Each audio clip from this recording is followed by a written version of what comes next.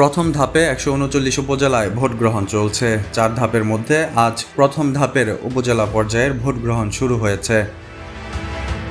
সকাল 8টা থেকে বিকেল 4টা পর্যন্ত টানা ভোট গ্রহণ চলবে। বিএনপি সহ বেশিরভাগ দলের অংশ না নেওয়ায় অনেকটা একপাক্ষীয় প্রার্থীদের মধ্যে ভোট গ্রহণ হবে আজ। প্রায় সব উপজেলায় মূল প্রতিদ্বন্দ্বিতায় রয়েছেন আওয়ামী লীগের নেতাকর্মীরা। ভোটারদের ভোট কেন্দ্রে যেতে আহ্বান জানিয়েছে ক্ষমতাসীন আওয়ামী লীগ। অপরদিকে মাঠের বিরোধী দল বিএনপি ও তাদের মিত্র রাজনৈতিক দলগুলো ভোটারদেরকে কেন্দ্রে না যাওয়ার আহ্বান জানিয়েছে। বড় দুই দলের বিপরীতমুখী এমন অবস্থানের মধ্যে ভোটারদের নিরাপত্তায় এসব উপজেলায় পুলিশ, র্যাব, বিজিবি, আনসার ও কোস্টগার্ডের প্রায় 2,60,000 সদস্য মাঠে রয়েছেন। সাধারণ কেন্দ্রগুলোতে আইনশৃঙ্খলা বাহিনীর 17 জন এবং ঝুঁকিপূর্ণ কেন্দ্রে 18 থেকে 19 জন মোতায়েন থাকবেন।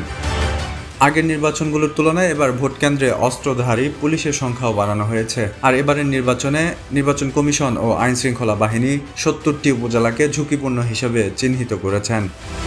ভোট গ্রহণ উপলক্ষে সংশ্লিষ্ট উপজেলাগুলোতে সরকারি ছুটি ঘোষণা করা হয়েছে, পাশাপাশি যানবাহন চলাচলে বিধিনিষেধ আরোপ করা হয়েছে।